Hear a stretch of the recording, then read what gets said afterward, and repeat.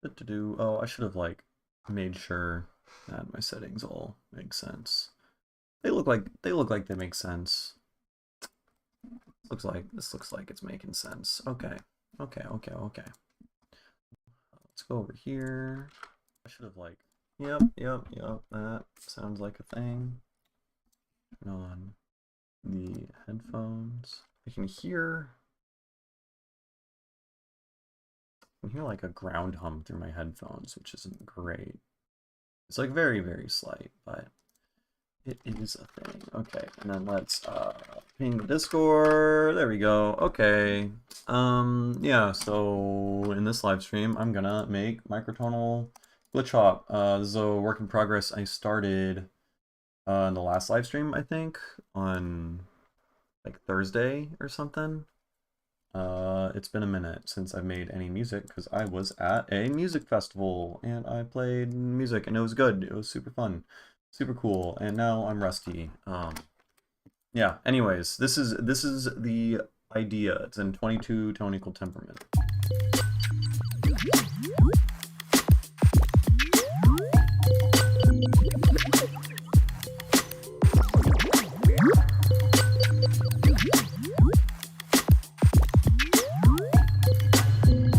The kicks are a little bit busy, honestly.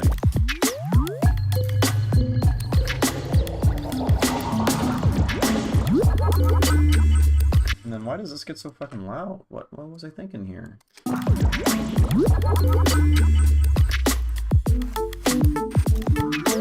Oh, this is...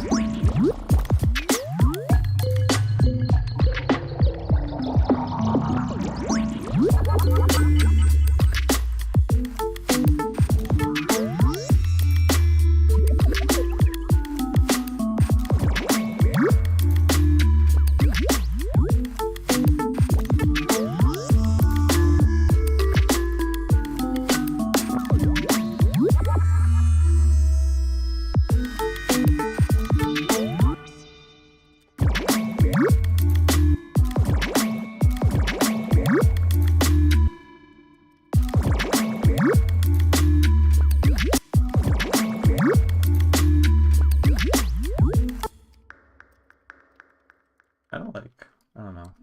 I didn't even hear this. Why are you so verby? What's up with that? That's so weird. Why is it a click here? Oh, it's because I guess there's this like pre-tail thing that adds the click. Okay, weird. Weird.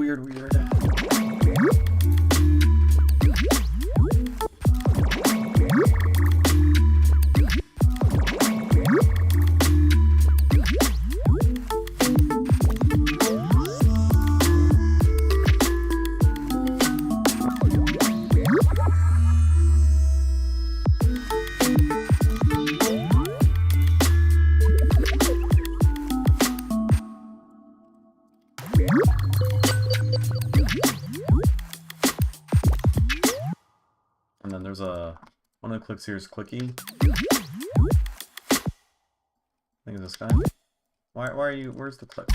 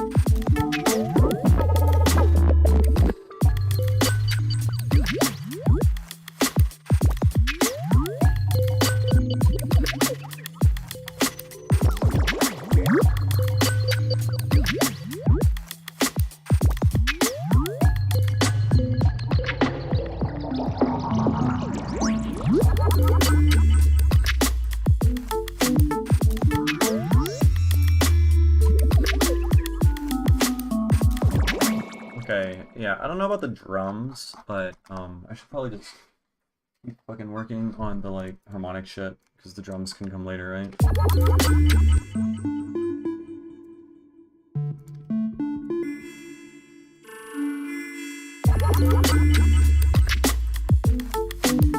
Yes, sir. Well, I played a festival, like a small, it was a pretty small festival. There's like 200 people or something, probably.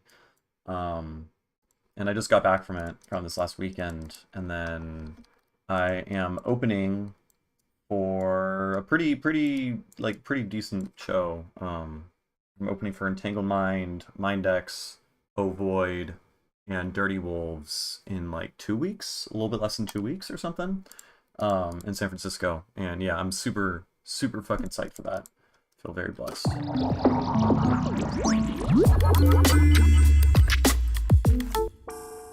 Okay, this we don't need to.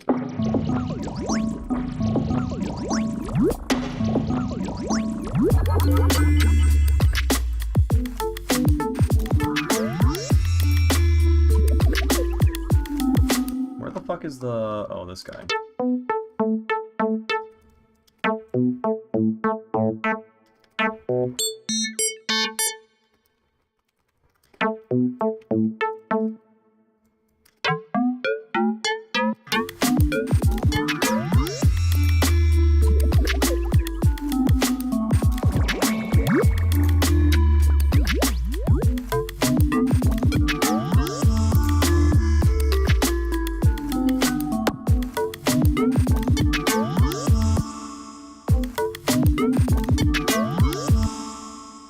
What if we like curve up each time so it sounds mostly harmonic? Like the frequency modulation is mostly harmonic and then starts to curve towards the end.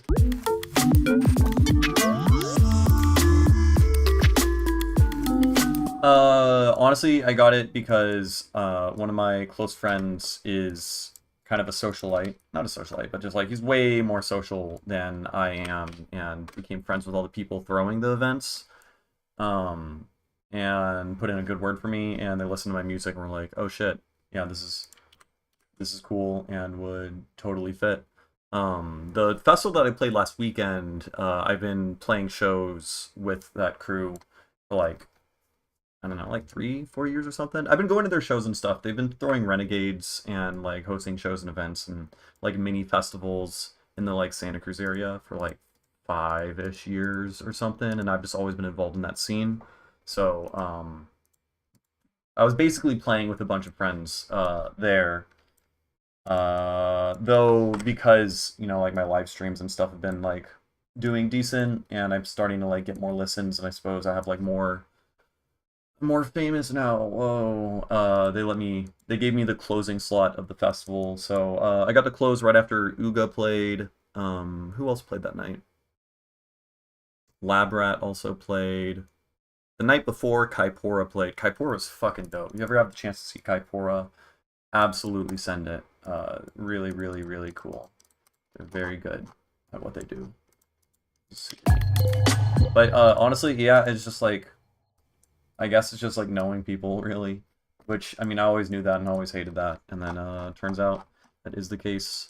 Just being involved in like a music scene, being close friends with DJs who know promoters who are like, oh yeah, my music would fit, and helping throw events with other people who end up throwing events later on down the line and booking me, yeah. Though I have to say, yeah, like the live streams and stuff like that probably definitely help, because like I know Entangled Mind like tunes into the live streams every now and then, and I mean I don't know if they had any say whatsoever for the lineup, but I know I'm like definitely like known now to some degree in the scene, at least with like promoters, and maybe not promoters, but at least like music producers, because music producers watch my like YouTube channel, you know, because they want to know like sound design shit. So I don't know, it's slowly but surely starting to come together, which is very, very exciting. Super cool. Okay, yeah, do I want to change this at all? I don't know anything. All right, we have this weird inharmonic guy.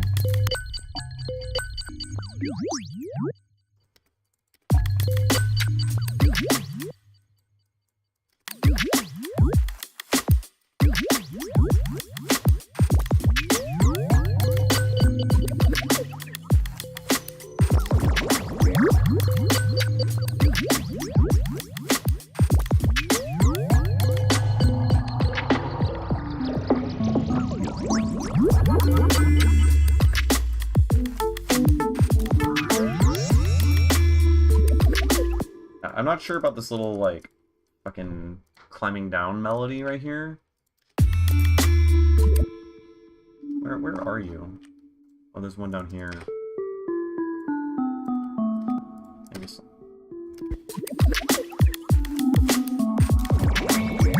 No, there's this, like, what's going on over here? Yeah, you're way too resonant, so you need to chill the fuck out.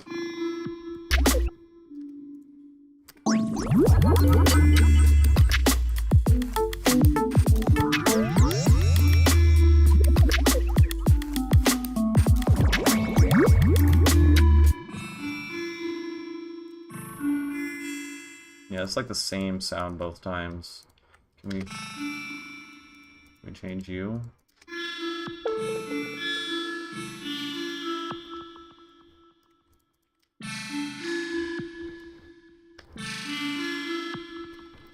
It's not actually changing as much as I was expecting.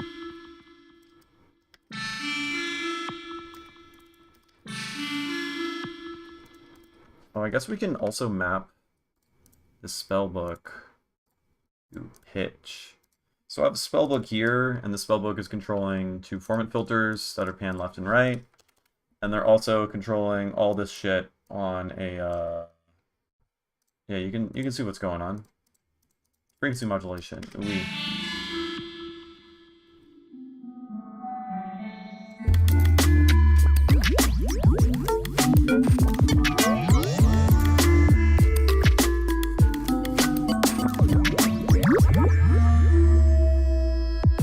I make a bunch of shit, but I mean, I suppose it's all inspired to some degree by like IDM or like, I don't know, it's very psychedelic, sound design heavy. But I make stuff in like, I would say all genres, quote unquote, if you're gonna describe genres as like by like BPM or like the type of drums and stuff like that. So like in my live sets, I have mostly glitch hop, mostly stuff between like 85 and 95 BPM. That's where like the bulk of my shit is, but obviously I have a lot of like 70 BPM. I have a lot of dubstep and halftime drum and bass. I have drum and bass.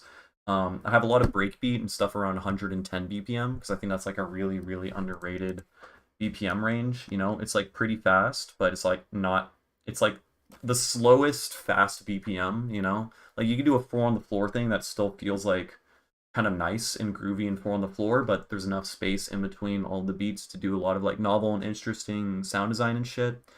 So yeah, a lot of like glitch hop, breakbeat, dubstep, halftime, drum and bass, all that stuff. But the sound design is all pretty squiddy and alieny. So it's like these types of sounds generally, you know, but in a bunch of different genres. So.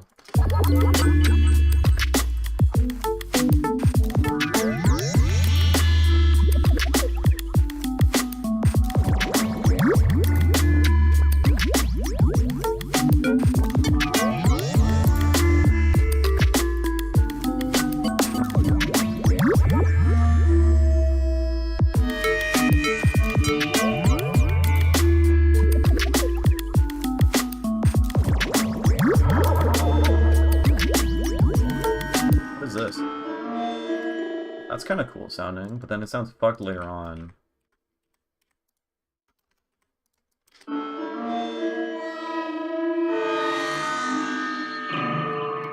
Why do you... Yeah, it gets so resonant is the problem. Okay, maybe the pitch range doesn't go all the way down. Yeah.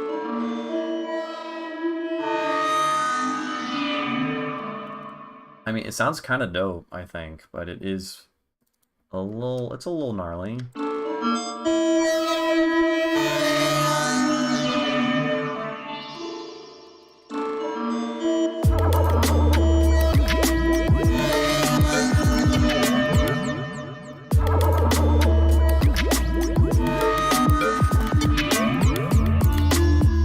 Hell yeah, what's up, Swamp Walker? How you doing?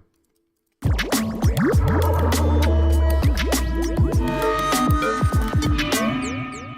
I have a saturator in here? It sounds fucking distorted. I guess that's the FM, because I got some pretty kooky FM stuff going on.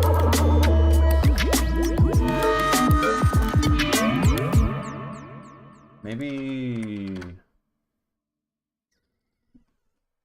I mean, I do like the sound of that, but it just sounds like just a wee bit kind of gnarly, you know? It could just be like I could just turn it down.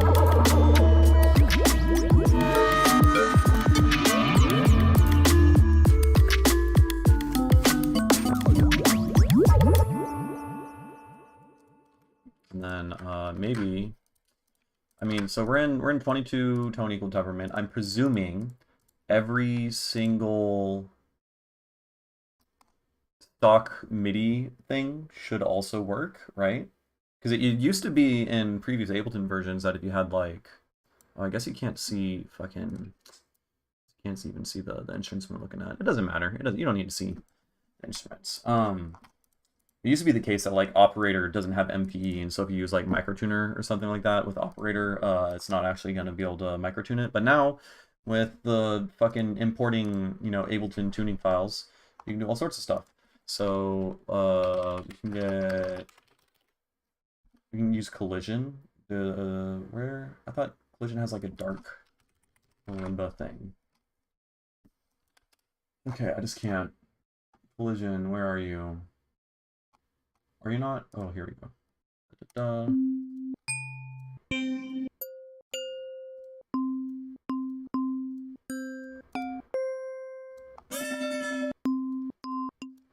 It's this one. This one's pretty solid.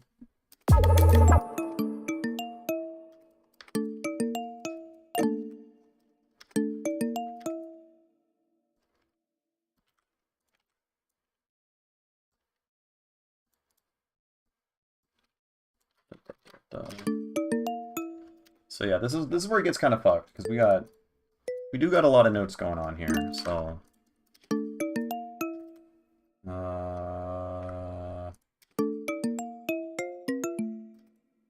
no, I was just kind of praying that would work.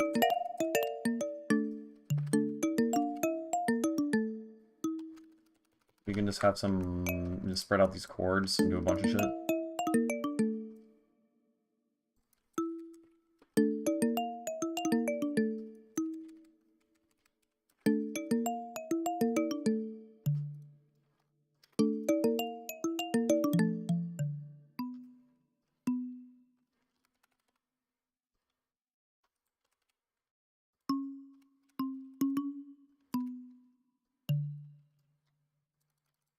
Something like that.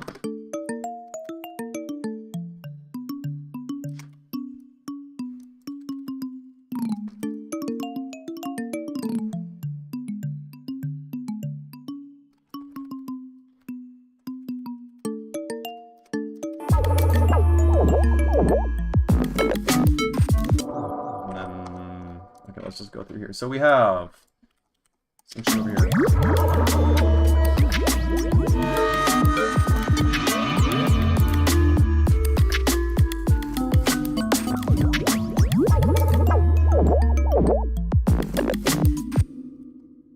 And this guy.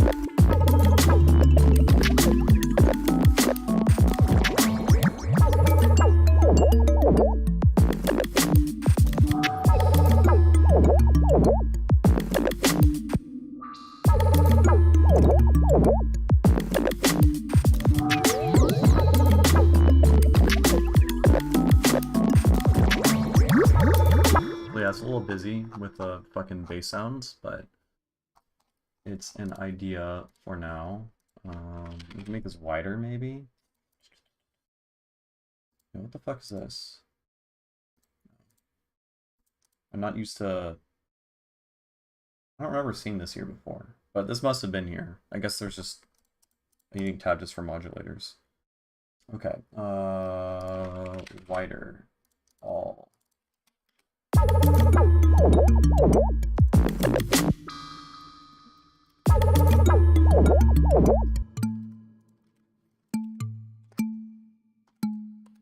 Okay, so we're on A right now. What's a fifth above A?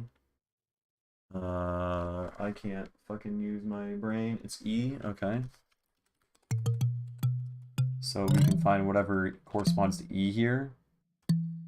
So this is apparently fifth. And then I guess if this is slightly off, this is like a fucked up tritone. You have a different tritone now. Except this is all inharmonic, so you can't even tell. Right.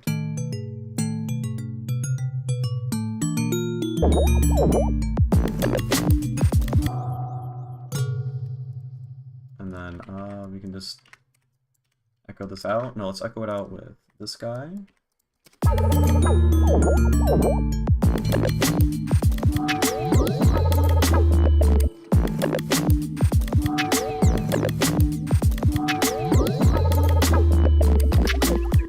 Okay, and now the mid bass is kind of shit.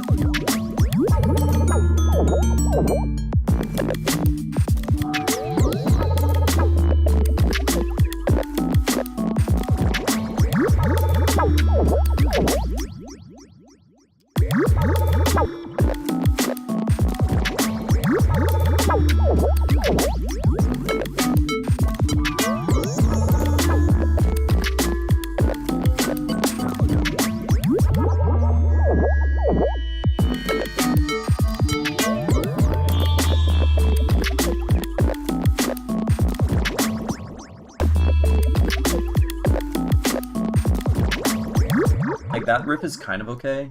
I don't know, it's weird, because the sound quality of this thing is kind of shit. But that's kind of a vibe in of itself, because it has that contrast with, like, the rest of the smooth synths and stuff. So, like, right now I feel like it works. And that shit's way too loud. Oh, no, we can't use that, because I don't think it has MPE. Right?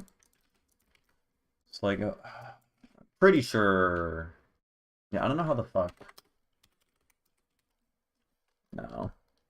If I tried out the fucking I can't read that because Slink Max for Life devices yet. Do you mean I have the Slink Max device from my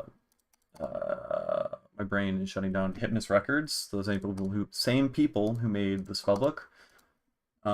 Which I got that a while ago, but I do not actually use it that much. Unless you're referring to like something else, because it sounds like devices is plural. But this is just like a really complex, easily makeable, complex like filter thing. What's up, Queen? How you doing? Sorry. Okay, actually that sounds kind of fucking sick now.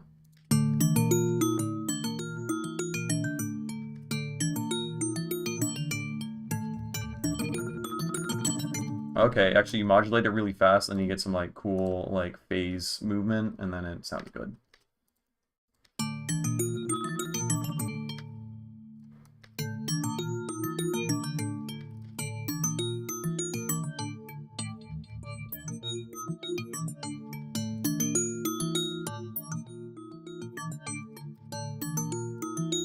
That's what's up, hell yeah.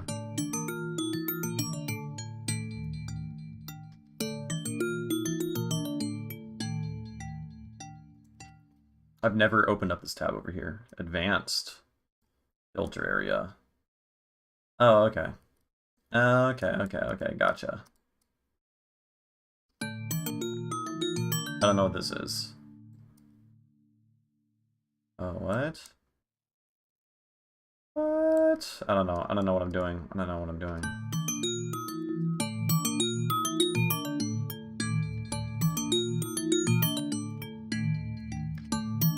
Oh, I do vaguely remember reading the manual, and these are 3 different like algorithms or whatever for how it does the stereo widening, which sounds cool.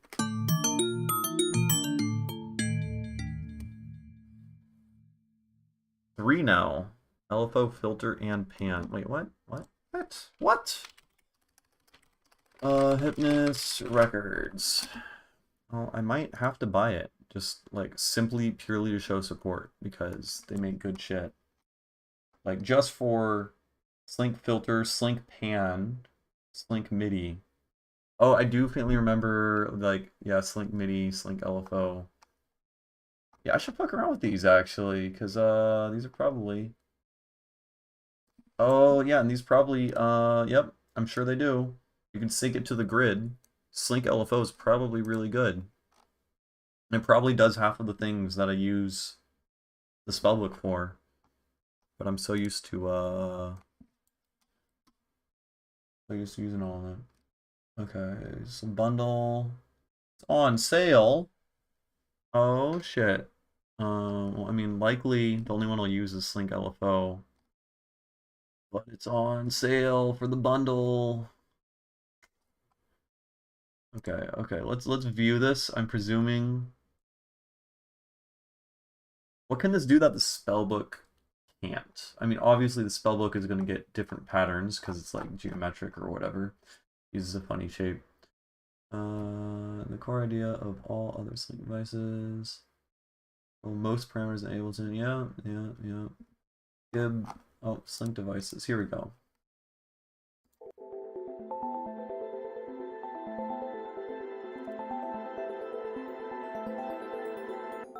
What's up, Juan? How you doing?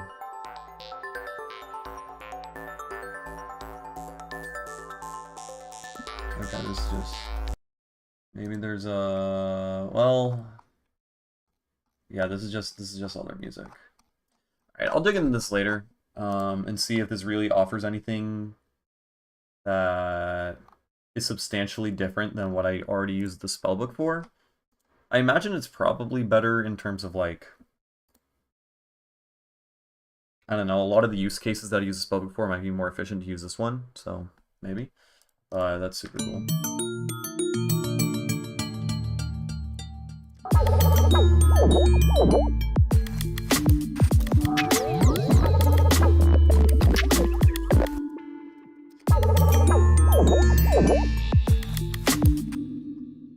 Okay, let's duplicate this guy, and let's make, instead of a pad, let's make this like super plucky.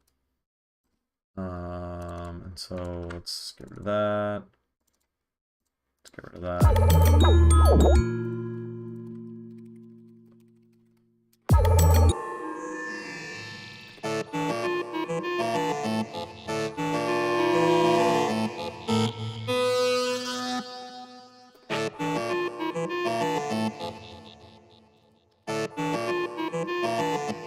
Yeah. I get it. Okay.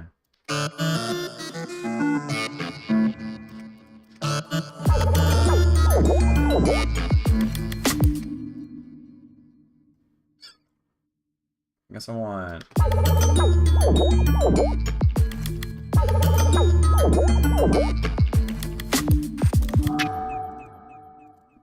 So they're not super crazy.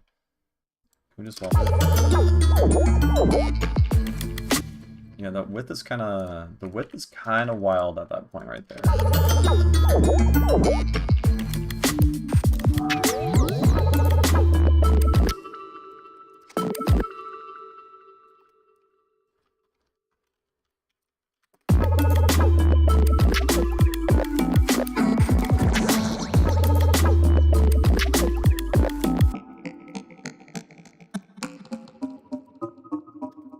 Now I guess we can just go back to the spellbook and go...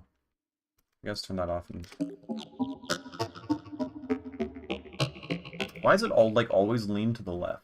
That's my question. Oh, one of these is turned up 6.5 dB. What the fuck? Why? What's up with that? Don't do that.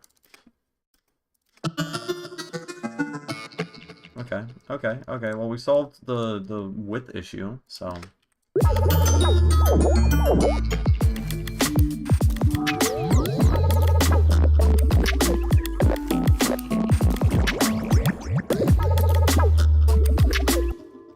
Okay, I really like this first bar, and I don't know what the fuck to do for the rest of it. I guess we can just make this bigger. And then, I don't know, we can times this by 2 or something.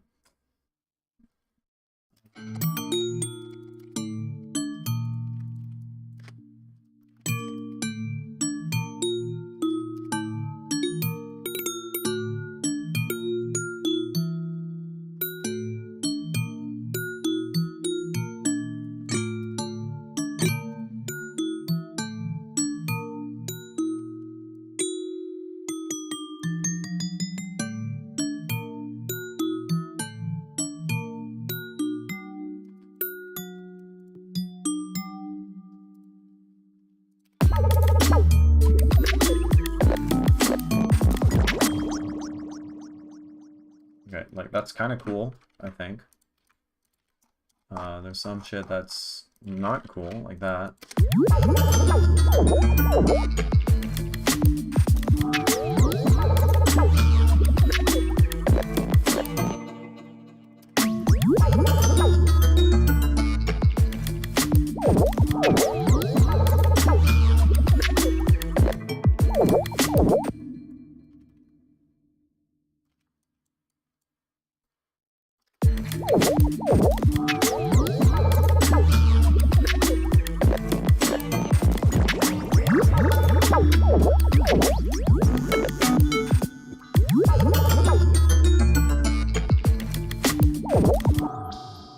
I need like a pulsing bass there, like a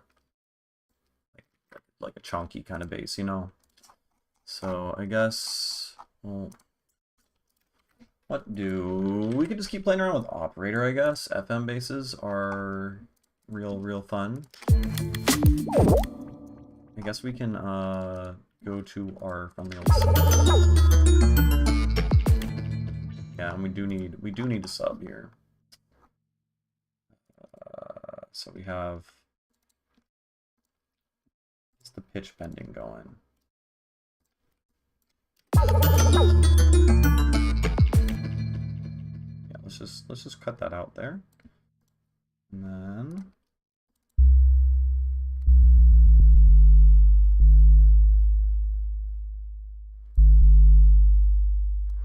yeah, unfortunately, this is the lowest it goes.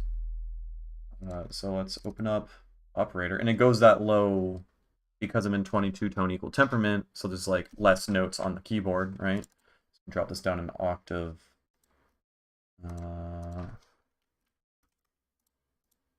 Which guy? Yeah, the whole thing's down an octave.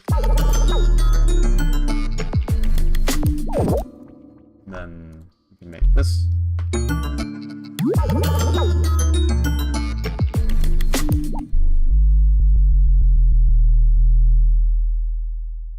So the lowest note available, yeah, that's plenty. That is plenty.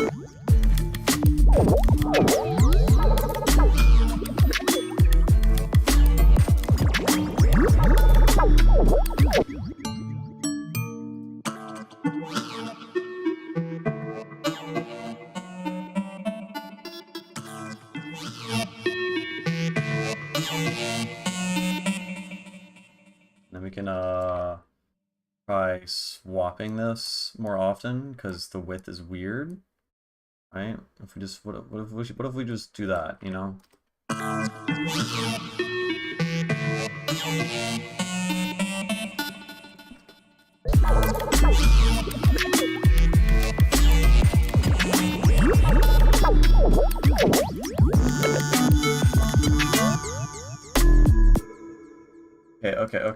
Okay. Let's run it back for a second and get some fucking perspective. Yeah.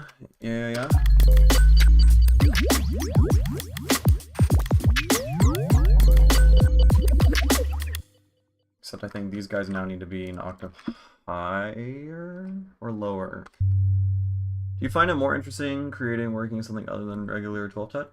Interesting, sure, yeah. I mean, I'm much more likely to make shit because I don't know what the fuck I'm doing, and you know, it's harder to like when you have more notes, you know, it's more notes means more difficult. But I find it like really great for like breaking writer's block or whatever. And you have access to like new unique sounds. So like this fucking like chord sounding thing here. Not that one. Super, super cool. So, I mean, it sounds like consonant to me, but it sounds so unfamiliar because it's not in 12 tone equal temperament that, like, I don't know. I can imagine it spooking some people, and they'll be like, it's out of tune, but fuck them, you know? It's my music. I don't care. I think it sounds like, I don't know, it gives me, like, a different color. It feels like I'm, like, seeing a different color.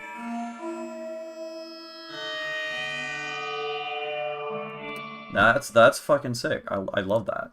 And I'm trying to, like, tap into more of that, and so... Yeah, it's really cool. It is definitely much easier now in Ableton 12, now that like the notes are all labeled and shit. Because like I think to begin with, it literally started by, yeah, I drew in notes and placed them where all of the intervals in a diatonic scale are, right?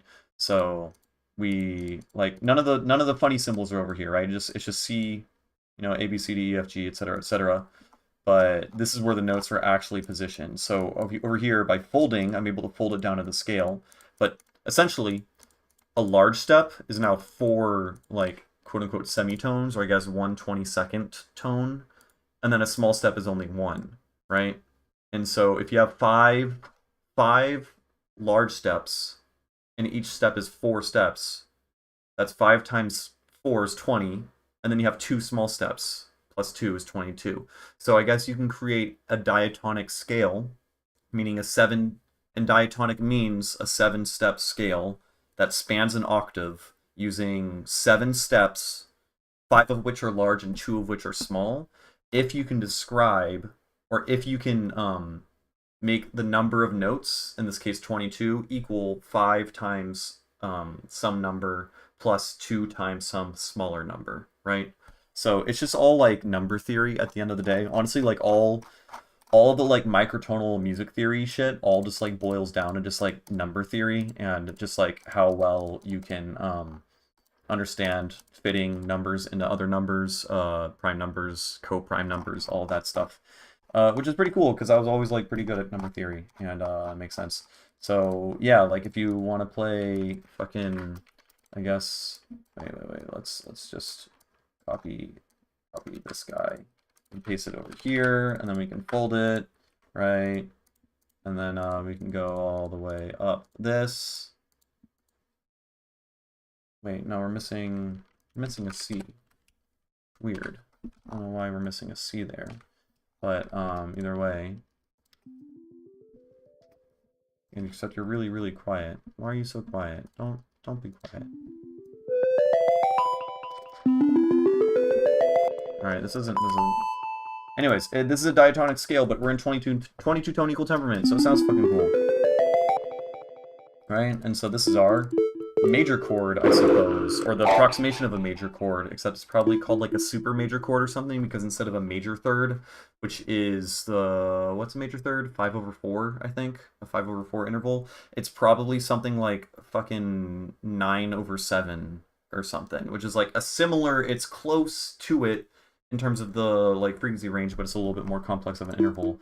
It still can be consonant, but let's get rid of the septic. But yeah, it can sound cool. And then I guess this is a minor thing.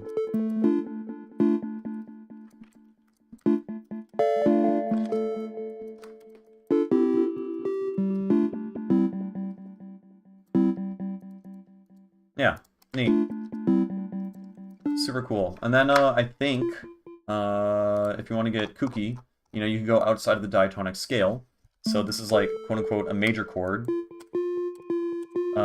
Which means this is, I think, a super major chord.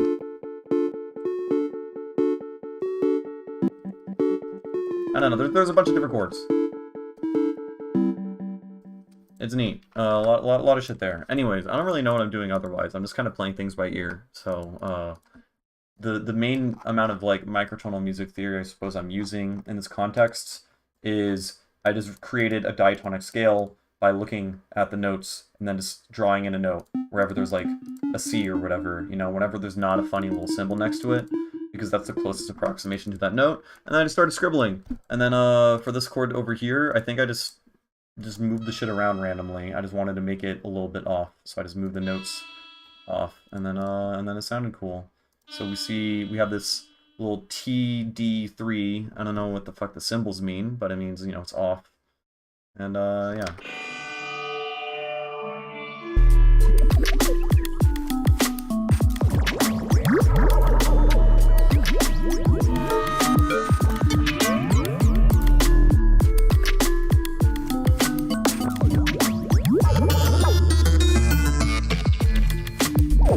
Okay, now this guy needs to, like, open up with a filter, obviously. Yeah. Yeah. Way more intuitive.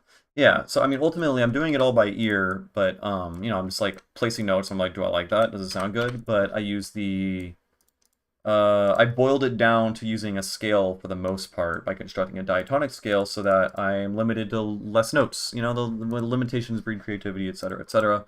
If you're just gonna try to scribble in like a chromatic, like 22 tone, fucking thing, you're gonna get lost and it's gonna sound like shit probably. So if you limit yourself to certain notes that you choose beforehand, which have some sort of harmonic relation, then guess what? Your music's gonna be harmonically related and it's gonna sound like it has more intention and stuff. So yeah.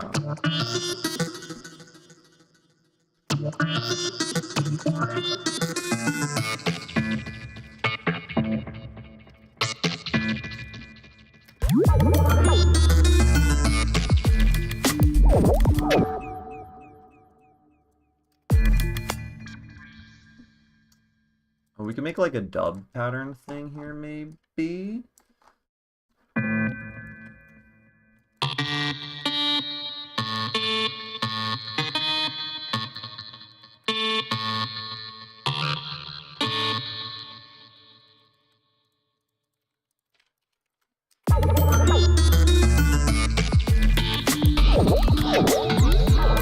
Yeah, that's kind of cool. And then, I don't know what's up with this guy. Maybe, I don't know.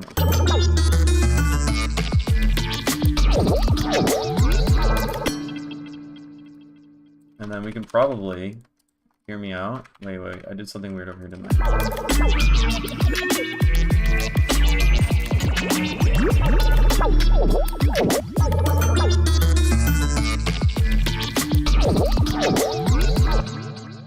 Okay, so let's get rid of that.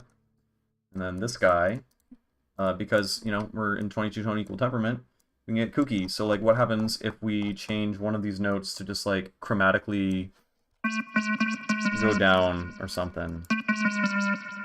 And then this guy...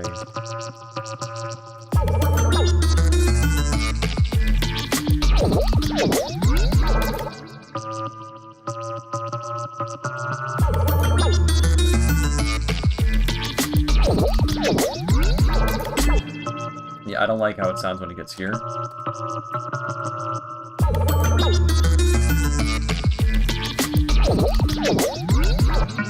Oh, it's that guy. That guy's the issue. Okay.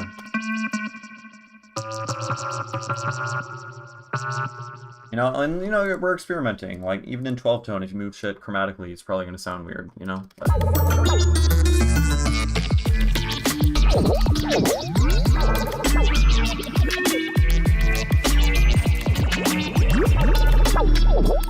So clearly, we need to loop this over again, because repetition is good, right?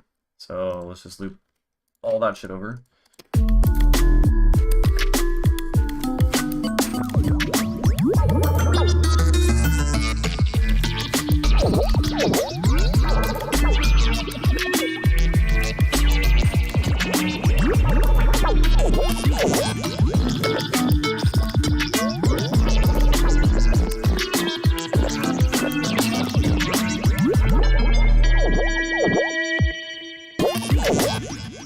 There's a lot of shit going on right now.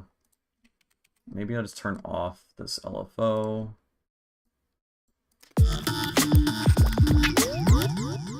I don't think it is that. Wait.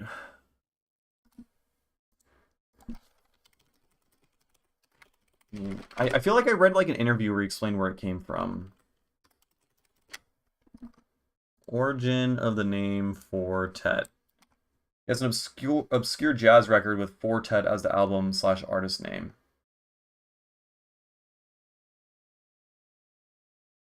Well, if it's obscure jazz, then maybe they're doing... No, four tone equal temperament would be silly. That's a 4-tone equal temperament is literally a diminished chord in 12-tone equal temperament, right? Or is it an augmented chord? Yeah, it's a diminished chord. Yeah, because if you divide 12 by 4 or by 3, you get 4 tones, right? And a diminished chord is whatever, symmetric all the way up. Yeah, so if you were to quote unquote play in 4-tone equal temperament, then it's just going to be you're just noodling over diminished chord in 12-tone equal temperament. In the same way that yeah, in the same way that if you are playing a whole tone scale in 12-tone equal temperament, that's actually a chromatic 6-tone equal temperament scale.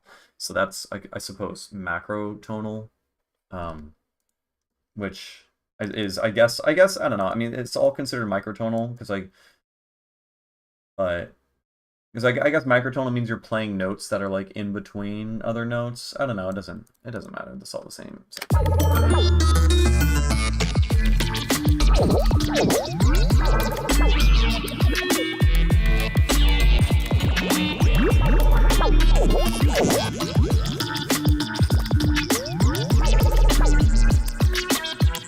And then this guy, obviously, we need to swap this every other time.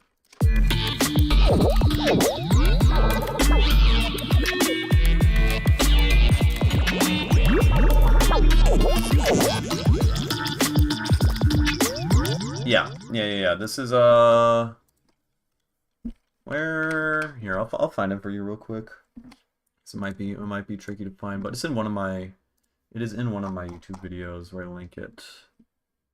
Here in this video, the sound design generators and resampling tutorial, I like go over using that specific device to get a lot of like really cool glitchy sounds. This looks different than I remember. No, this is the same. But yeah.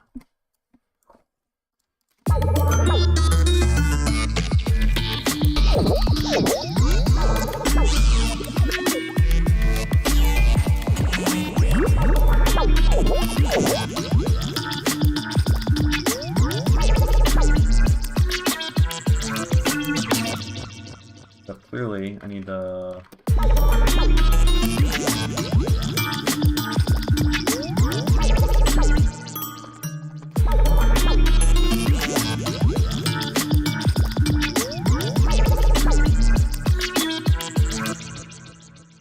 Too much delay. Let's get rid of the delay.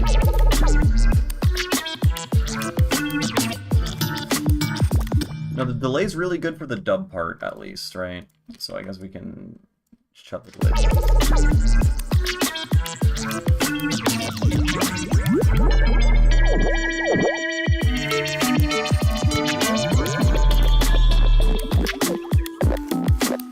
I like that hopped up goober beat, yeah.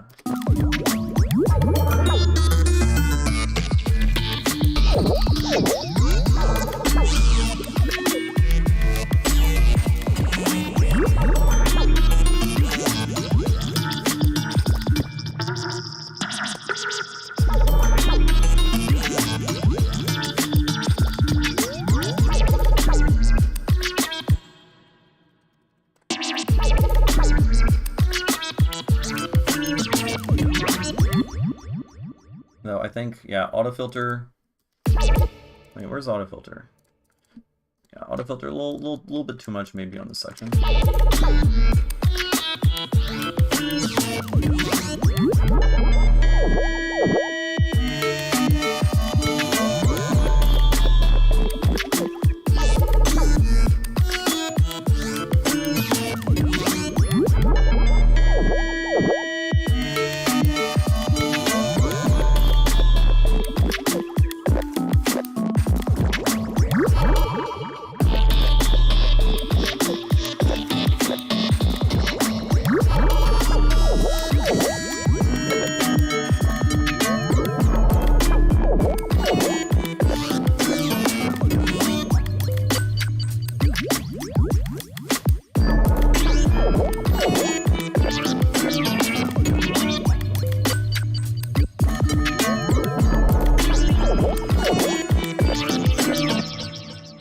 operator or other VST synthesizers or sample library. In this song in particular, I'm just using a lot of operator because I felt like exploring operator more because I don't use it enough. Yeah, in this specific case, I'm just using the FM synth on operator. I just have, I guess, a 6 partial square wave followed by whatever the fuck this wave is, and that wave, which is just me scribbling. And I have a spellbook, which is just a complex modulator, modulating the amplitude of each of the FM carriers' signals, right? So this is just stacked on top of each other. So this guy feeds into this guy, and that guy, and all the way into there. And I guess I don't know, I just play with the knobs until I got something that sounds kind of cool. And then I have the 2 formant filters. So there's one pan left, one pan right. They're both on different filter modes. So this is a male voice, I guess, and this is a child voice, but they all just sound like weird-ass formant filters anyways. And then the spellbook is also moving the pitch and formant around. So you're getting this like really stereo, kind of squelchy, formanty sound, right? So without it on, which is still kind of cool.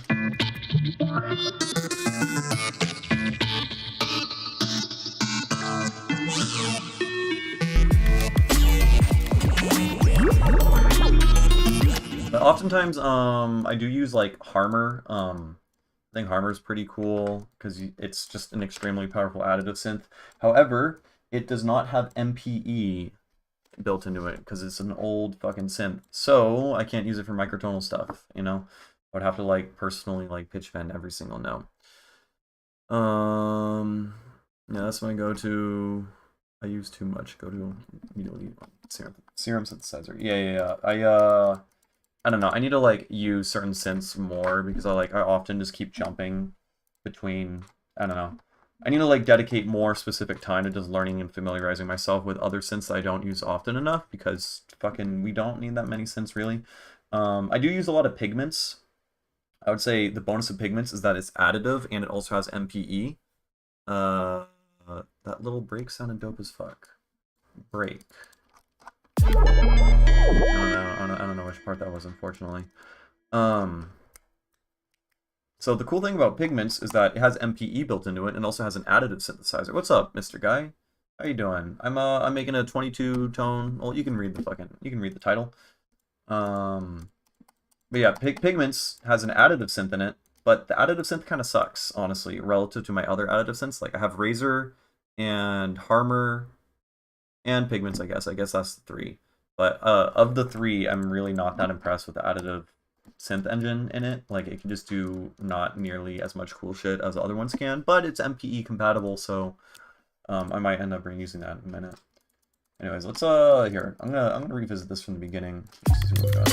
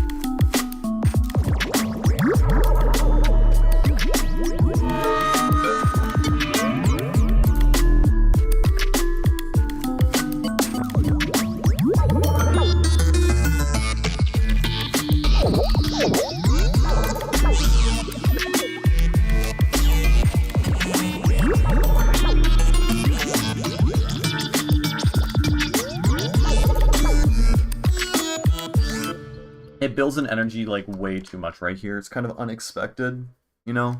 Like I feel like this is like mostly digestible to like normie ears, and then right here just like it just gets really clown and circusy. Mr. Twisted Sister. I don't get it, but I have faith it was a clever reference.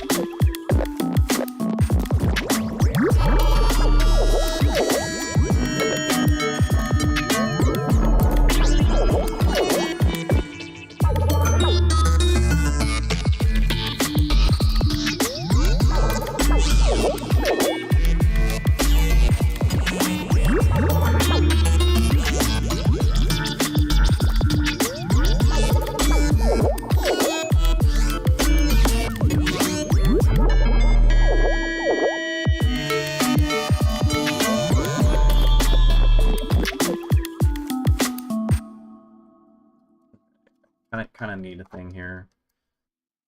Maybe we can bring the offbeat guy right back in. Okay, okay, hold on.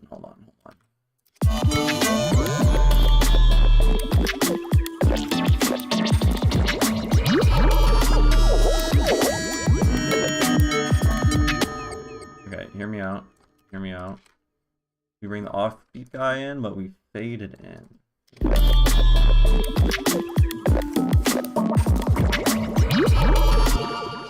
We fade it in more.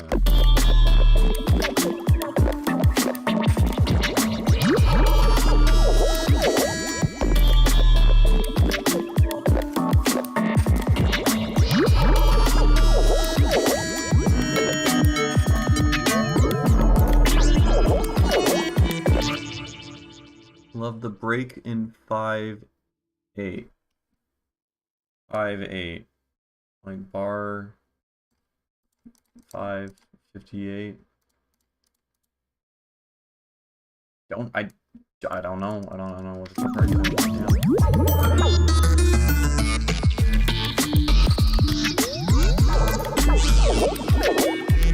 Yeah, it gets like a little bit, just fucking a wee bit too busy.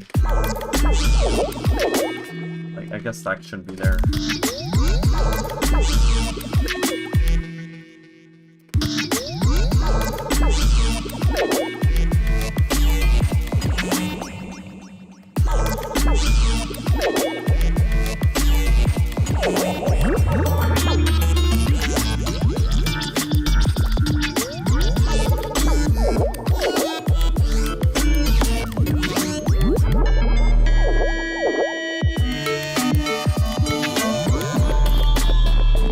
Oh, probably this, 58.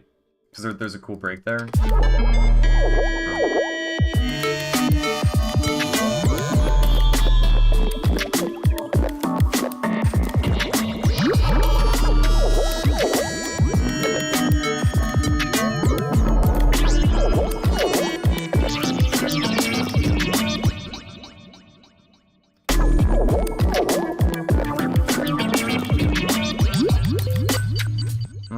Okay, now, how do I now need to bridge these sections together, because it goes from, like, kind of vibey, trippy, weird, ethereal, into just, like, clown circus shit, just, like, out of nowhere, right? So, obviously, I need a riser of some sort. I can make a riser by resampling everything. Chords, melody. Also, I have to use a bathroom, so, let's do this real quick.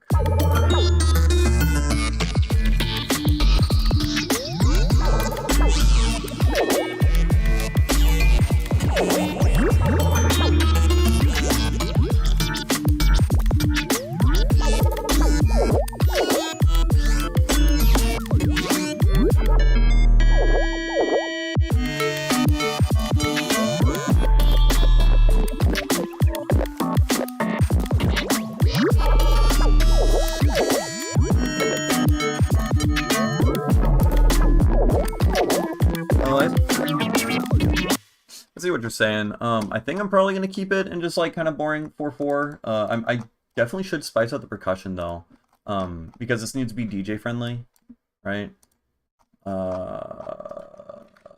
But maybe you're onto something there. Maybe that is something I should just like experiment with more in general. Because like Sevish does a lot of shit in like other time signatures, and this definitely does give some like Sevish vibes.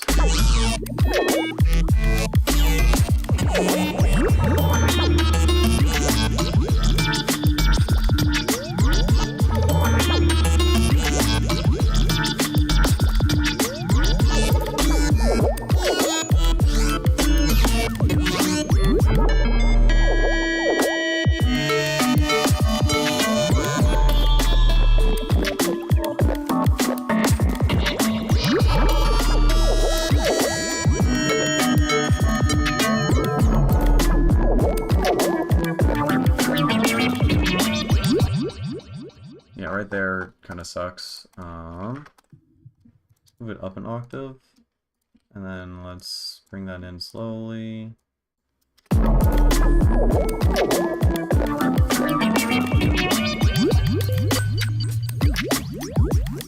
I like the ending of it, but the beginning kind of sucked. Sometimes use FabFilter EQ for some certain cases or dynamic EQ. Why I use more stock plugin on Ableton,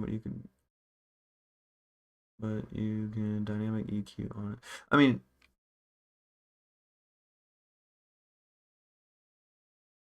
if you're asking why, like, I don't know. I don't have like a FabFilter EQ. I know a lot of people swear by it, but I don't know. I just haven't felt called to or felt like I needed to get it or upgrade at any point. But I probably will eventually at some point. But true point. Fuck DJs. The only person who needs to be able to DJ the music needs to be me, right? Because I don't know. That's all that really matters. Uh, though it is a nice benefit if my music is DJ friendly, because then I can explore mixing it with all sorts of other tracks in my own sets. Where typically like the songs that I have that aren't DJ friendly at all, um, I have to be a lot more conscious about what songs I'm mixing into and a little bit more limited, you know? So like I have certain songs with a specific outro that will fit for other songs, but yeah, it is goofy. It is a goofy tune. Yeah, no, that is true.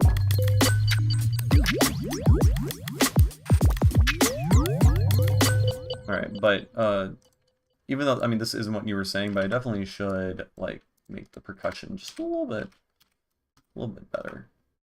Well, I guess I already have a fill snare at the end of every like 16 bars.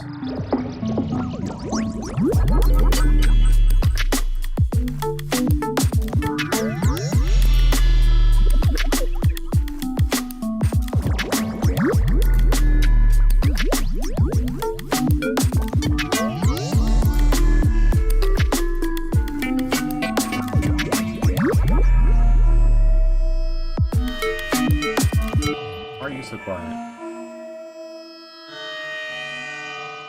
I guess it's wait, what is your deal? Yeah, of course. Yeah, no worries. If that's really your first song ever, then like that's some very good shit. Most of the feedback, honestly, like I wouldn't worry too much about mixing feedback. Mostly just like you're lacking a sub, which is like a really common like thing to overlook when people are starting out, because like presumably maybe they're not using like great monitors or something and aren't aware that there's like a sub bass that's missing. But all you really need to worry about is just like songwriting, you know, just like tension, build tension. Wait, what tension and release, I guess, is what I'm trying to think of.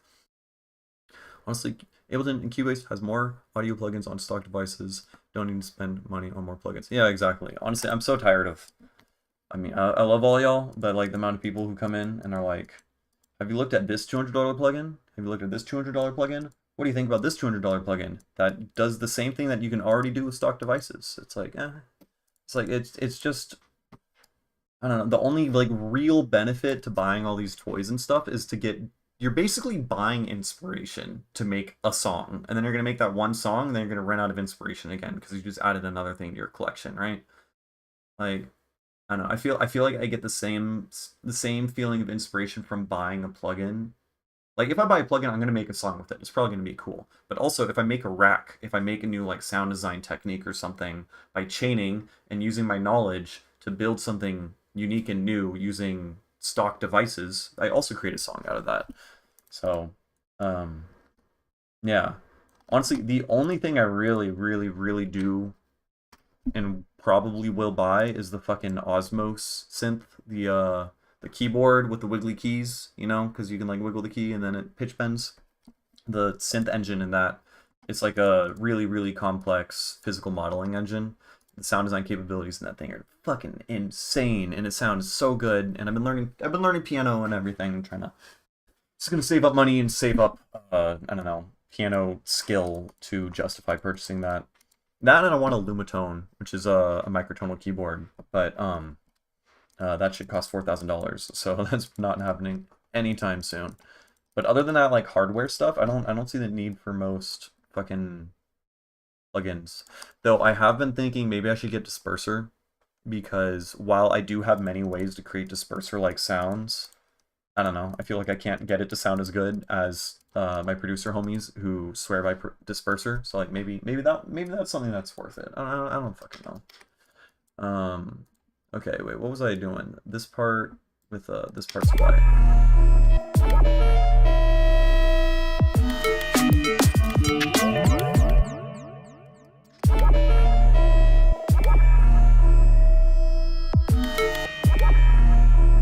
Why are you so quiet? Like, you're flatline and everything. It's so bizarre.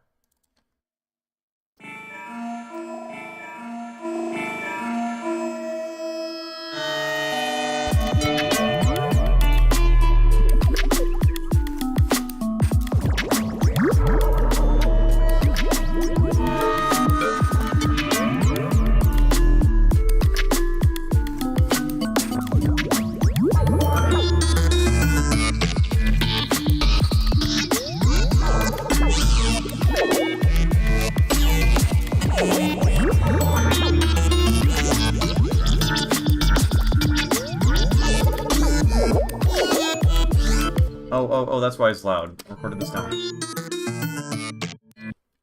Okay, so first, we can make a reverse reverb tail, right?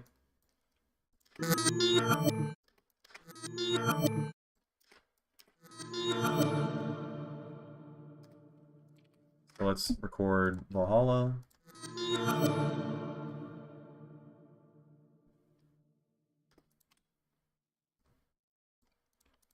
Cool. And then...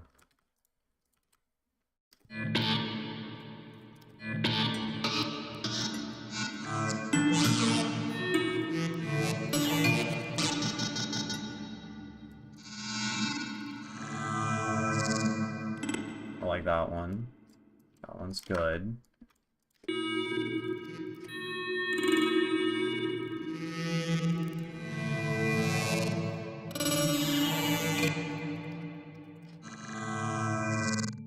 I mean, this is like the same thing, pretty much.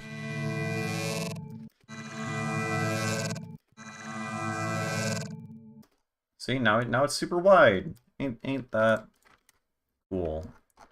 Wait. I already have an effects thing. Z, where do I not? Oh, it's down here. I'm so silly. So silly.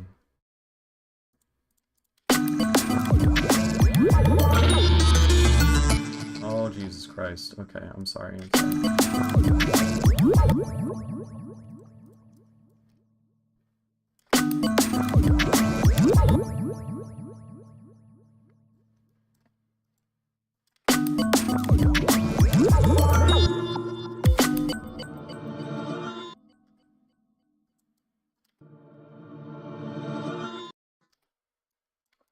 That's true. Typically, like, when I actually start, like, mixing this down and mastering this a bit more, I usually tend to, like, turn the reverb down. I feel like I'll often do it as, like, a creative, I mean, partially as, like, a mixing thing, but part also as, like, a creative thing, just, like, give me the idea of what it feels like with the spaciousness and stuff. But, that's good. That is something to consider that I usually don't.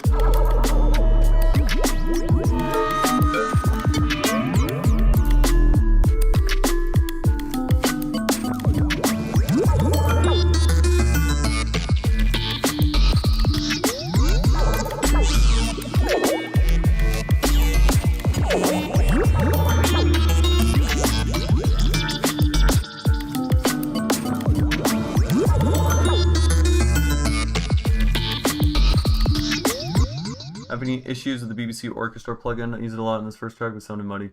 Yeah, I've used it in a few stuff, but I always ended up kind of just removing it. Honestly, I just wasn't super fond of the sound. Yeah, did you EQ out? I don't know, you definitely need to use a lot of EQ. There's also a lot of reverb already built into the thing. So I know there's a knob that's like increase the reverb or whatever, but the recording of the room that they used in the orchestra plugin, yeah. Yeah, I don't know. It's not, I mean, it's like a free plugin, and I guess like the strings and stuff aren't super great. I don't know. I don't know. I've used it as a layer in a few things, but I'm usually layering it with other synths and making it like generally pretty quiet. But I would just make sure you're EQing things out properly and gain staging it all right. Yeah. I mean, it like I agree to disagree a little bit, I suppose. It's just like different like production styles at that point. I mean, right now it was probably too verby. Like, I'm definitely not concerned with the mix too much at the moment. So if you're picking up on that, then yeah, I'm sure that's okay.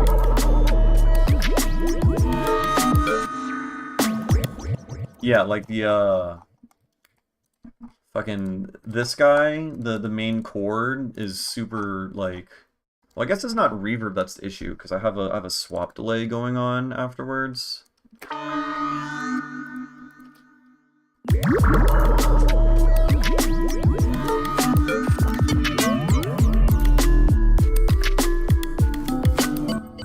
And I'm not super crazy about the drums still. The drums get way too busy.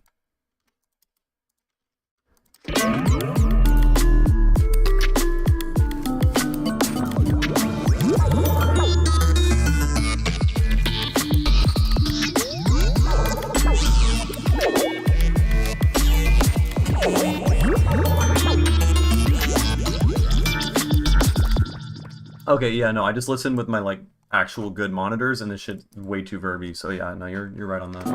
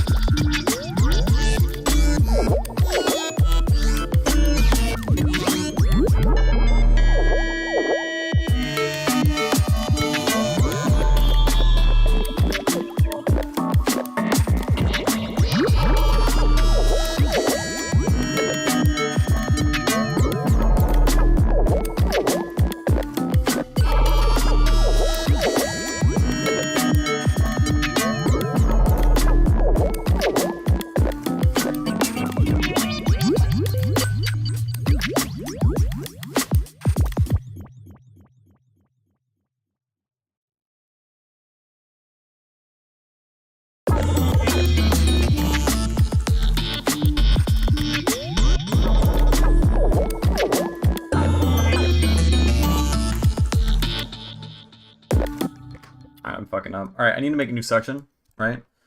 So we got, I don't know, just kind of an intro, and then there's like a drop, like what, 16 bars, 32 bars of a thing, and then another thing of that.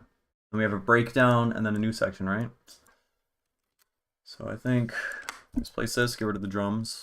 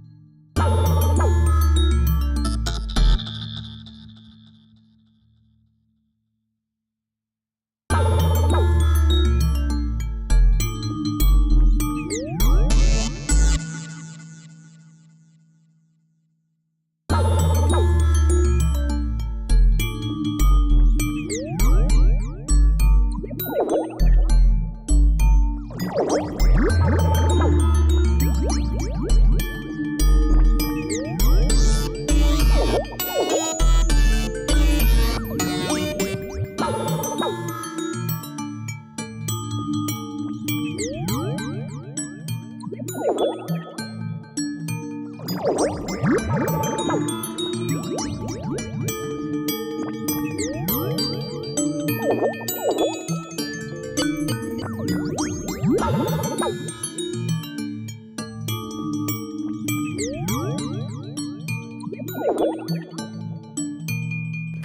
have an issue with drum loops and give a fast, convenient comfort zone and block the possibility of working rhythm differently. I mean, I didn't like throw in a drum loop here. I like place the snare and the drum, if that's what you're talking about. Or do you mean like building a drum loop and then working within that? Or are you talking about... It's kind of interesting. Like building the drums, I suppose, from scratch for each individual section. That could be an interesting process, especially for like, I suppose, a more like orchestral or like, yeah, like a more avant-garde orchestral kind of sound where like it's all transforming, you know, collectively, every element. But yeah, definitely my sound at least is it's definitely very loopy. You know, I definitely use, you know, it's loopy. It is dance music at the end of the day. I suppose I'm like, there is some definite experimentation in regards to like, uh, in regards to sound design and, you know, like tuning or whatever. But at the end of the day, it's still like glitch hop, right? Not playing the drum loop clears room for the inherent rhythm implied by all the other components. Oh, yeah. Yeah. I mean, yeah, you don't hear the snare anymore, so like emphasis is now really on the offbeat chords and stuff that are being played by the fucking xylophone physical modeling sense.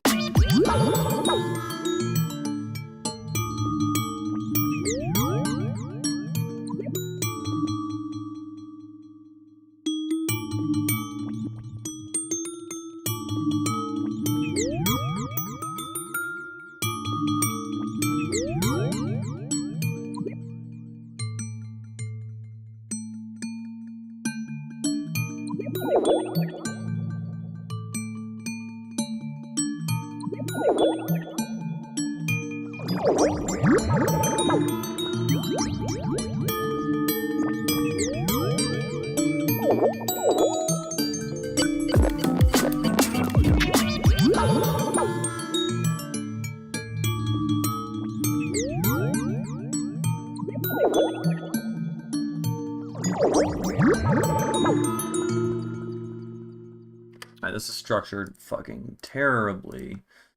Okay. I need to let's just put all the alien sounds. Oh, I guess there's the inharmonic sounds up here too. Fuck. What? Yeah, I need to get better at structuring projects.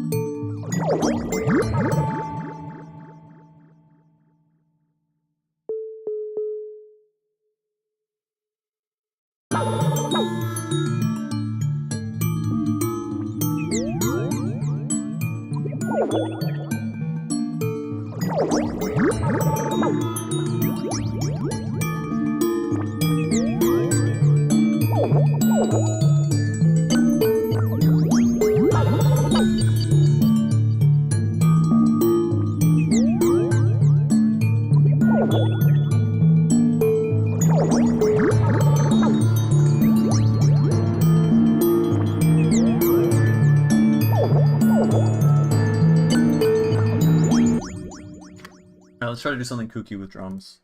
I'm thinking, in my head, I'm just thinking some like super fucked up drum breaks that are all like chopped up and then it like builds in some like kind of chaotic way, and then I guess we'll probably go back to something like this. We'll see what happens, but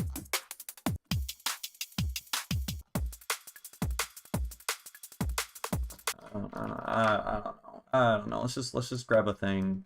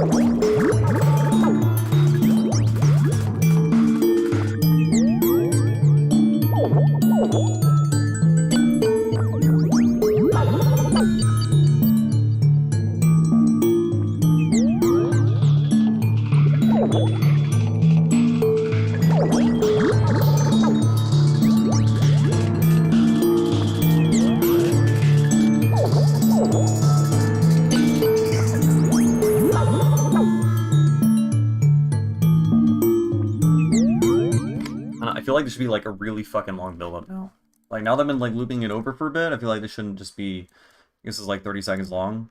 Like I could keep progressively adding shit onto it, you know? It could go, well, double time would be spooky because that would be 200 BPM, you know? It's like kind of fucked, but maybe. I mean, this is a kind of fucked song, so you're right. Like, why not? You know?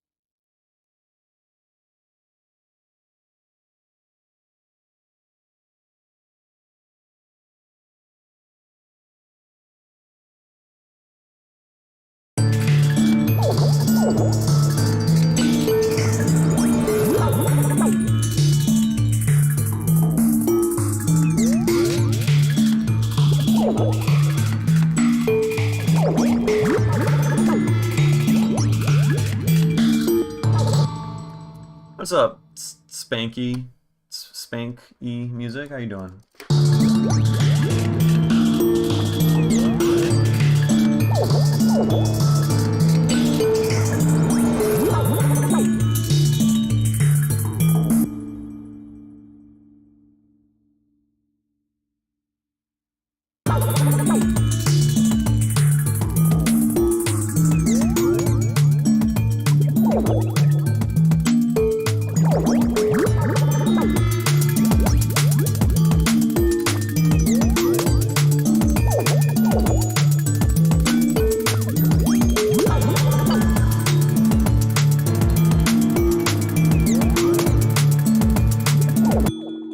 Yeah, no, you're right. I think I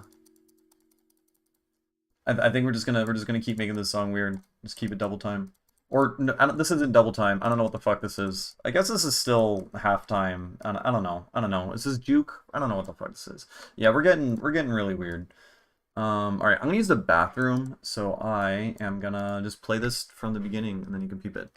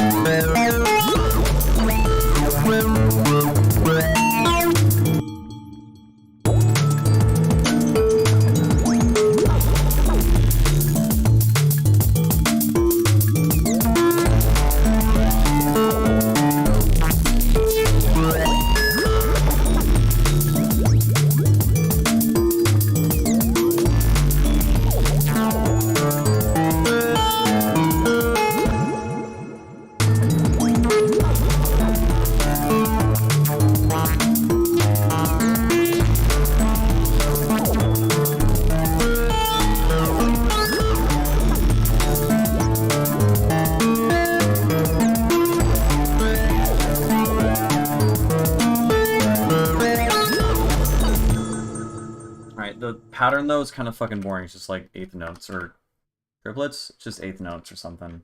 So, what if we...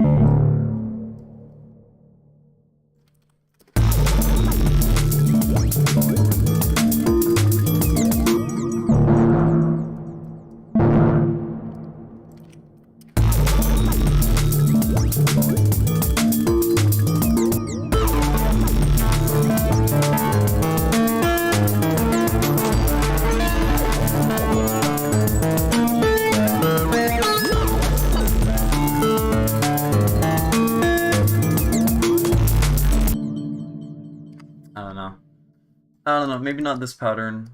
The general idea of having something else, you know? Yeah, no, I see what you're talking about, especially in this section, now that's like getting like full unhinged.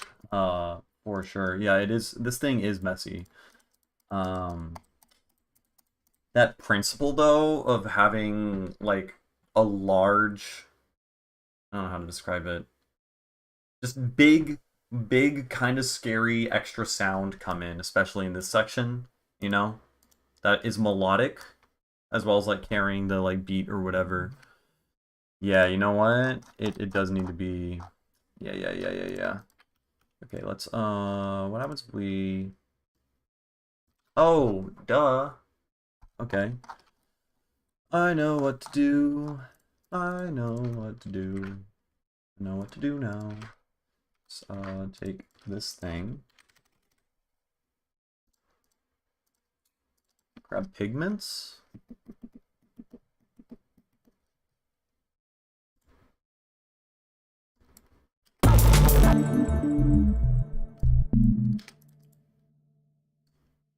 Pigments, I don't think. Okay, how the fuck do you work?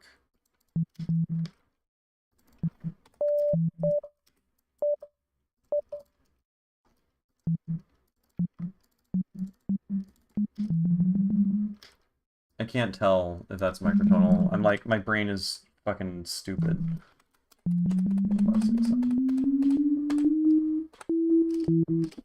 Okay, yeah, it's not working. So if I turn on microtuning, no, enable MPE.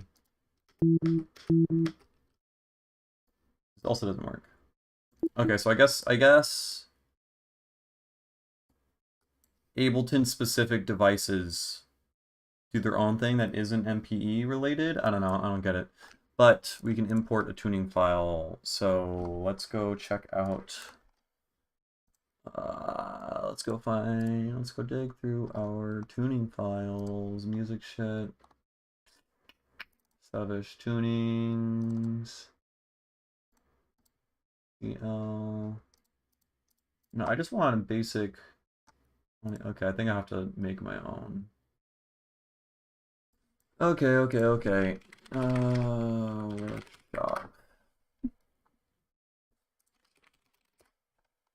Oh, it's scale workshop. Okay. Sometimes mid-air thief would make 22. Really? I didn't know they did that. Equal temperament. 22. Okay. And I think we just want an SCL for pigments. Yeah. Cool. Now, microtuning, load SCL file.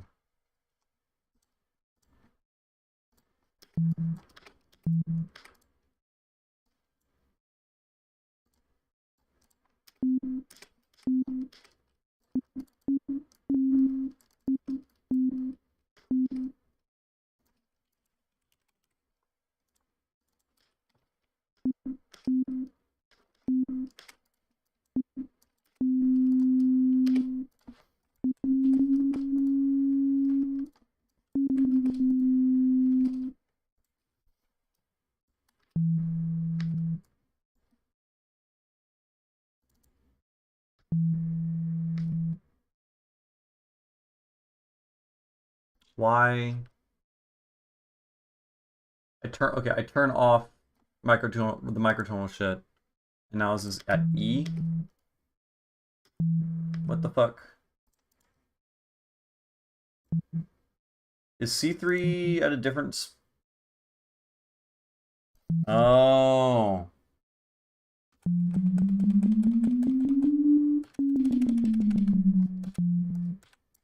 Wait, let's how do we turn off the tuning?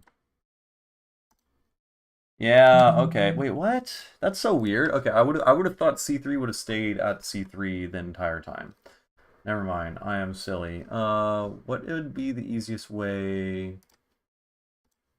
to do this, right? I mean, to modify the scale based on where the center frequency is? Or should I could just transpose everything, I think.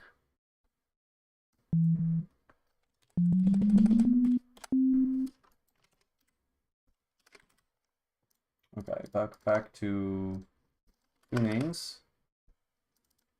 22.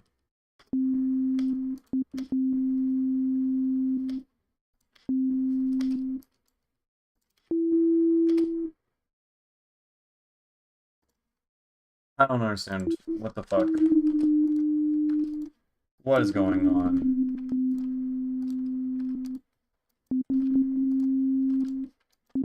Oh, the fix. Oh.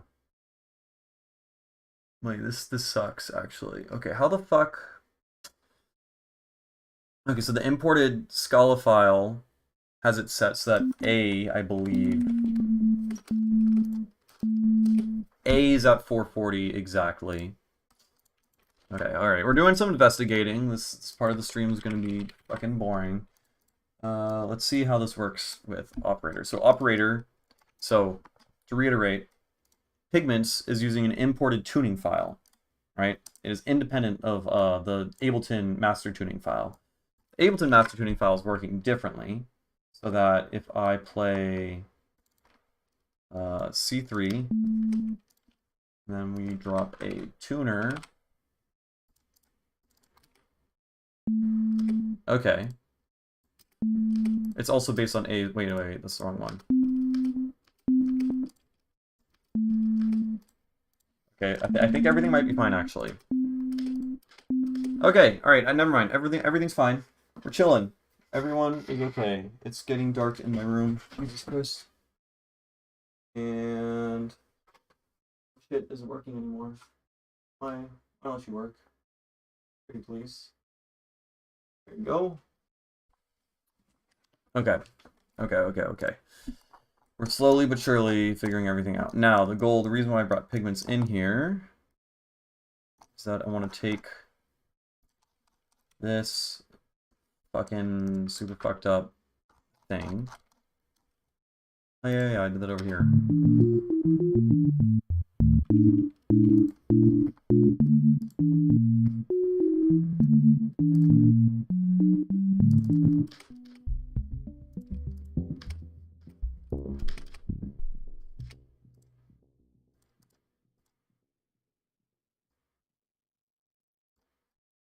I have to do this over again. This is annoying.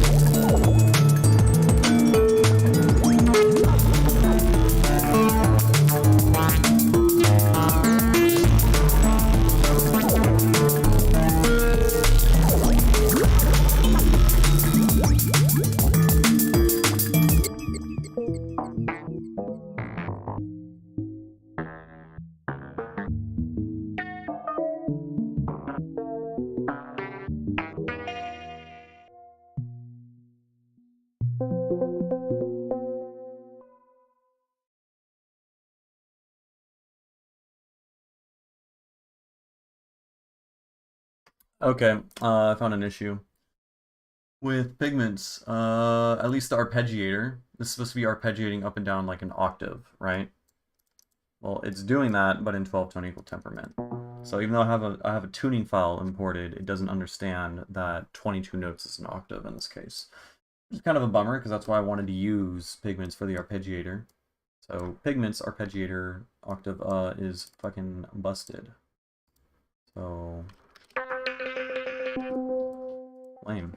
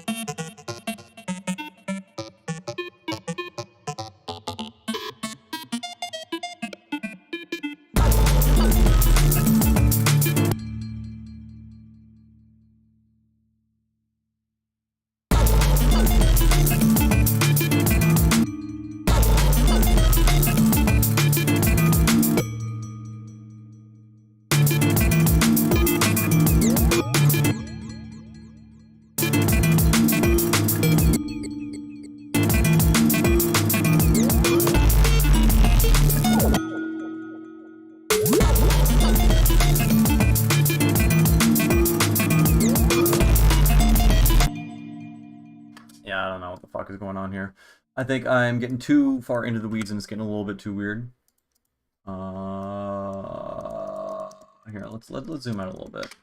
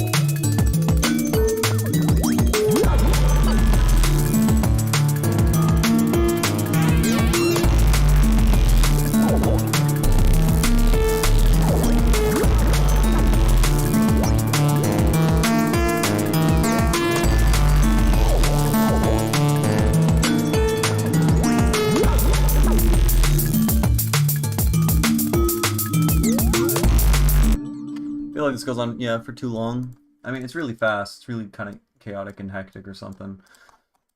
We could just use this as like another build up into a halftime portion, right? We can just reset.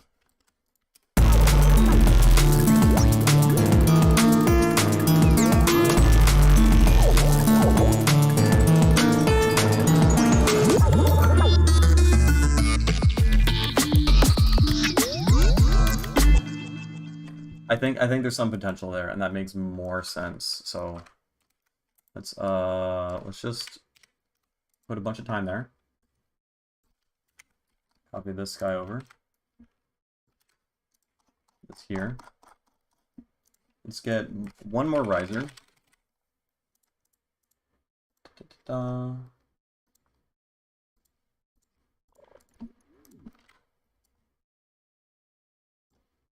Guy's pretty good, probably. And this guy here. And this guy's also good. We'll put you down and put you on, like, I don't know, texture mode or something.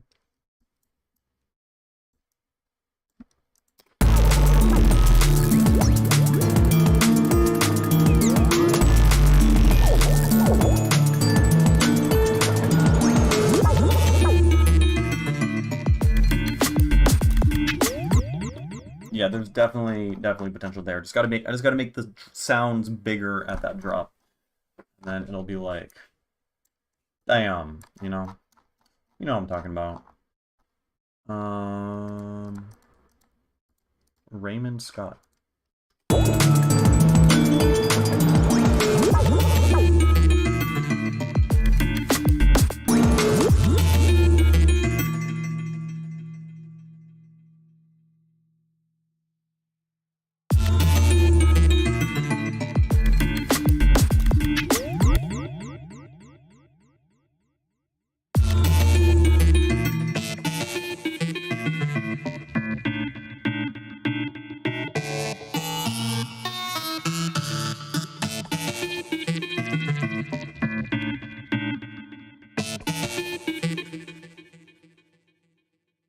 Why is this getting filtered? Where the fuck is the filter coming from? Is it just a part of the format filter? I'm so confused. You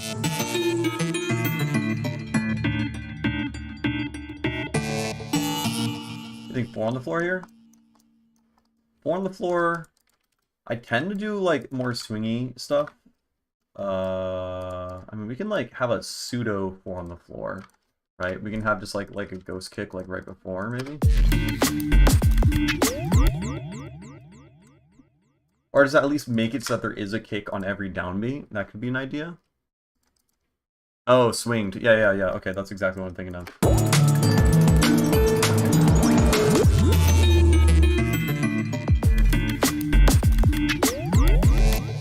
Except I don't know why are you so fucking quiet?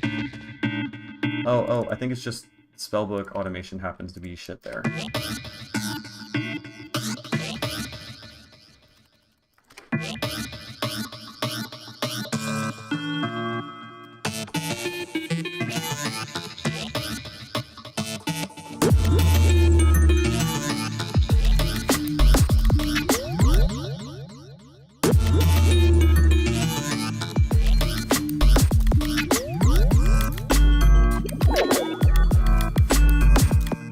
What is your deal? Why are you so lame right there?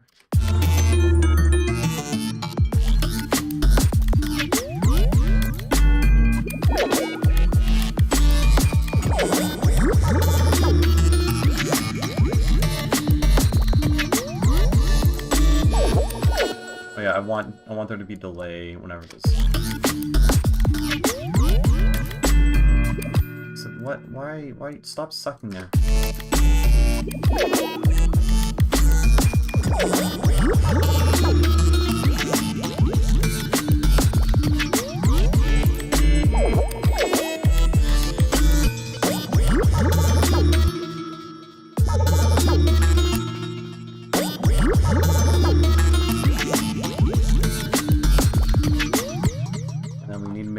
We need to make sound bigger.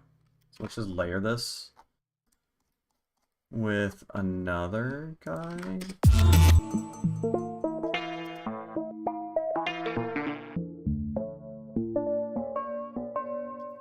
Weird.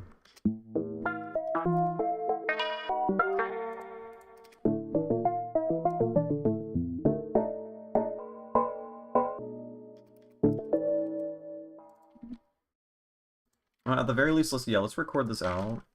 6-3.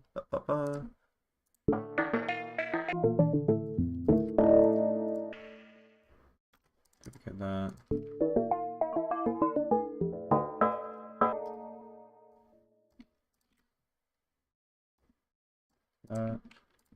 And take a utility. Let's swap this guy. We put both these guys in a group. And then we can saturate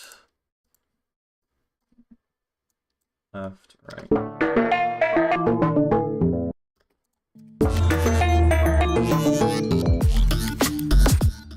Maybe don't saturate. Thank you. Let's just give this some delay towards the end.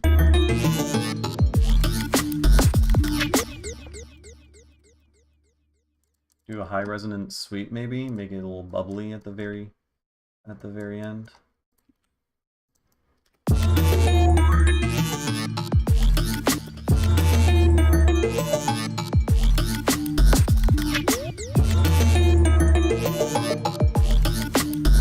That's kind of cool.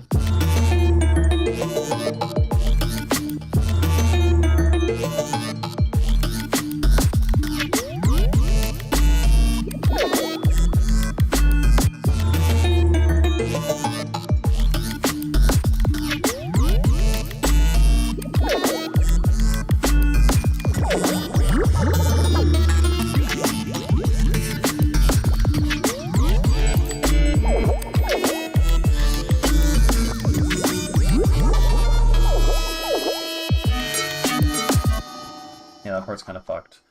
But we have like a solid idea, I think, for a whole song now, right?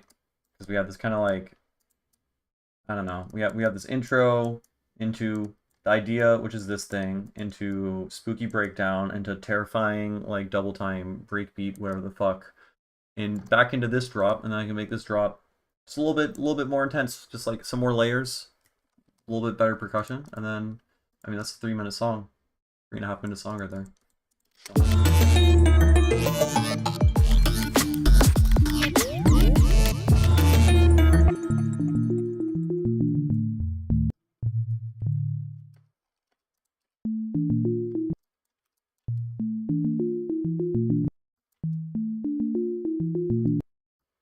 Let's get something monophonic here.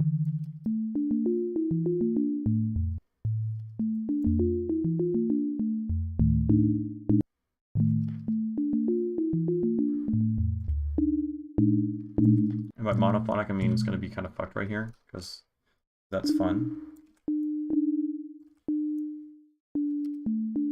What's up, Cam? How you doing?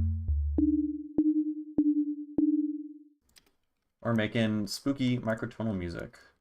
Sounds like, I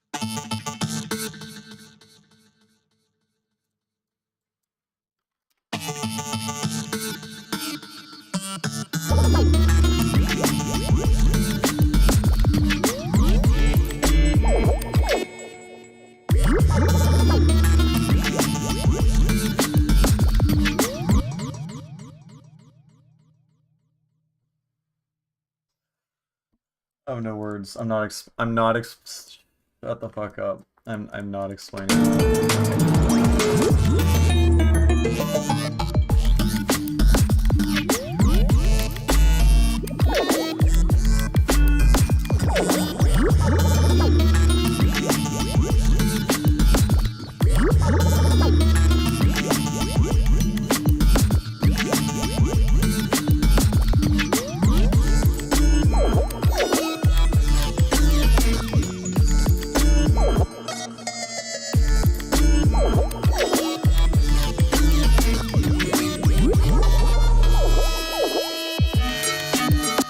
Why is that guy so fucking loud? Stop being so fucking loud. Are you loud over here? I don't know. Okay, let's let's save the project file. And then let's go to the beginning, listen through, and then I might start a new project file because Campstein actually just sent me a shit ton of handpan samples, and I wanna dig through them and see if I get something cool going. So we can try that out.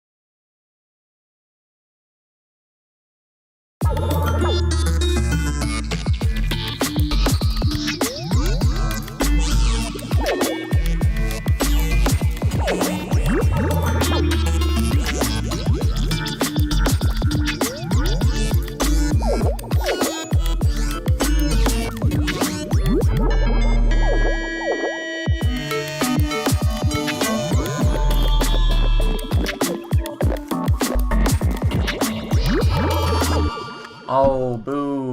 What did I even... What? I was wearing headphones. When did I even hit that fucking button? I was just saying, I'm unsure about this section right here.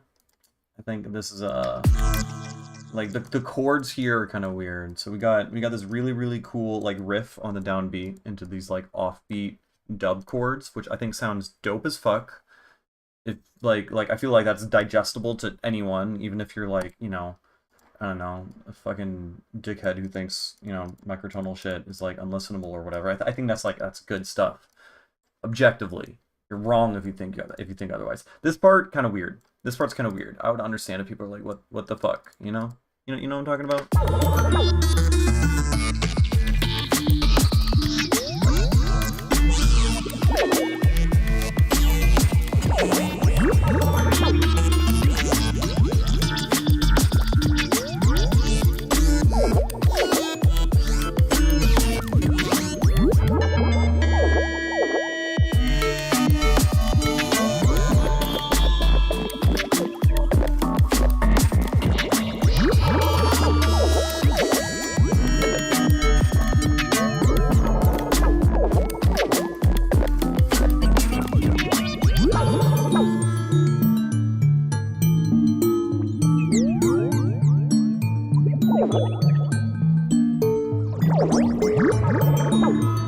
Also, I feel like, yeah, this breakdown's kind of weird.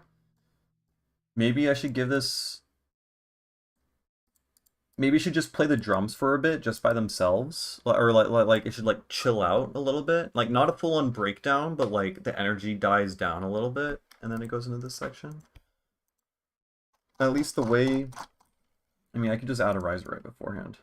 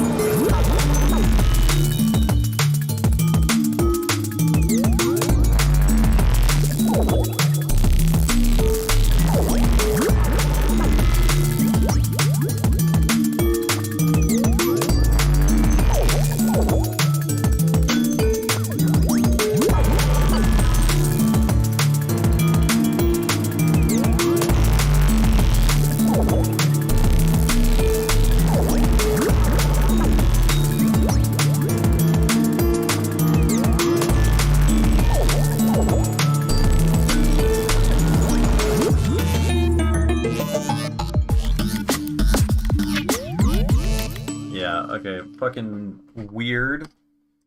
This section, the bass kind of sucks. Okay, let's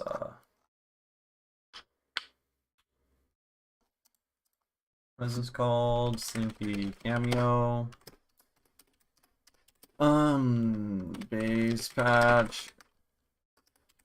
Suck. Double time. Build up. Section.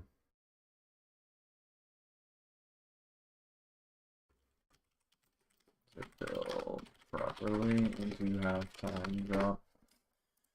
Like this doesn't. I don't know.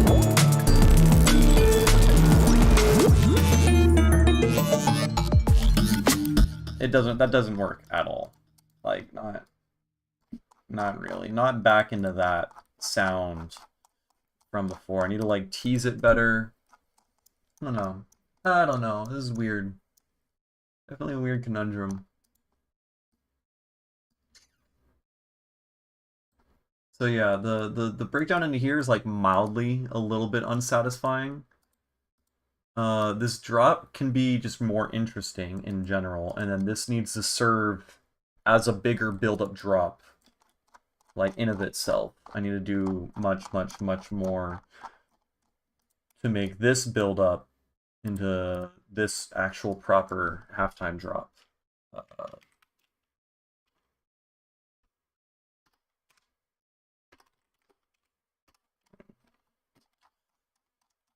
Yeah. Okay.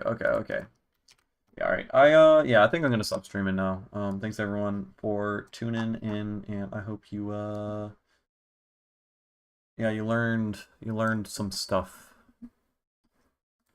Yeah, this song's weird, but it's getting places. I do really like the main motif. It's just about like the tension and release and shit, you know?